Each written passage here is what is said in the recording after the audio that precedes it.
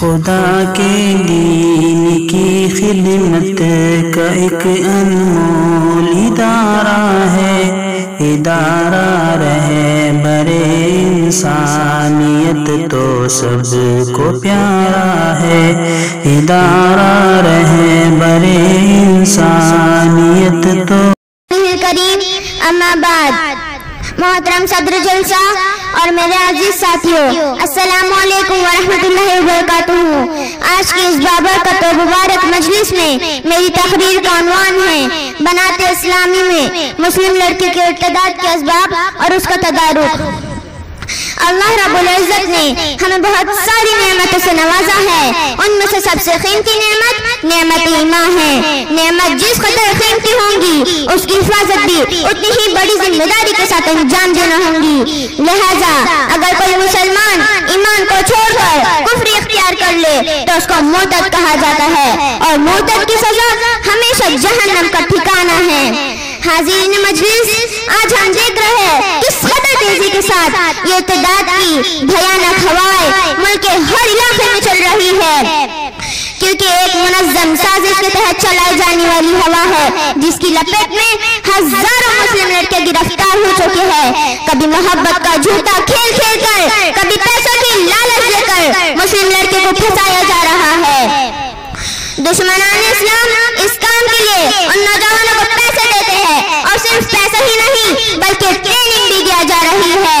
और हद पे इस बात की है कि कुछ हिंदी अखबारात में ये रिपोर्ट शेयर की गई है मुस्लिम लड़कियों से शादी करने वाले नौजवानों को इनाम व इकराम के साथ तहफ़्फ़ुज़ भी दिया जाएगा, क्योंकि एक मंसूबाबंद साजिश के तहत चलाई जाने वाली हवा है और इसके खातिर नताइज सामने आ रहे हैं। मैं आज पूछती हूँ इस उम्मत मोहम्मदी के माँ से जिनकी बेटियां ऐसे हयातों हरकतें कर कर मुस्लिम माशरे को सिर्फ दुनिया में नहीं बल्कि आखिरत में भी रुसवा करेंगी। ओ मेरी माँ, तुम्हें क्या हो गया है? तुम्हारी गैरत कहाँ चल गई है? तुम किस अंधेरे में गर्क हो गए हो? तुमने अपनी आंखों पर कौन सी पट्टी बांध रखी है कि तुम्हें कुछ दिखाई ही नहीं देता? अरे तुम तो वो माँ थी जिसके बतन से औलिया अल्लाह सुलह और शहद जन्म लेते थे। आज तुम्हारी बेटियां क्या कर रही है? होश में आओ वालिदैन, होश में आओ, होश में आओ वालिदैन। अपनी औलाद पर कड़ी नजर रखो। मखलूत तालीम निज़ाम से उन्हें बचाओ, बेहयाई और फहशी फैलाने वाले सीरियल से उन्हें बचाओ। उल्मा से उनकी जोड़ने की कोशिश करो। कहीं ऐसा ना हो कि कल क़यामत के दिन हमारे नबी हजरत मोहम्मद सल्लल्लाहु अलैहि वसल्लम हमें धिक्कार दे। हजरत फातिमा रज़ियल्लाहु ताला अन्हा हमारे गिरबान पकड़ कर पूछे, इस दीन की हिफाजत के लिए हमने अपनी जिंदगी दांव पर लगा दी, तुमने इस दीन की हिफाजत के लिए क्या किया? बताओ। हजरत हुसैन अगर हमारे से पूछ ले, करबला में हम भूखे रहकर प्यासे रहकर मासूम जानों को खून में बहाकर इस दीन की हिफाजत की, तुमने क्या किया? बताओ। बूढ़ी सुमैया अगर हमारे से पूछे, इस दीन के खातिर मुझे शहीद कर दिया गया, तुमने क्या किया इस दीन की हिफाजत के लिए? बताओ। हजरत बिलाल अपने जख्मों का वासा देकर पूछे तो हम उन्हें क्या जवाब देंगे?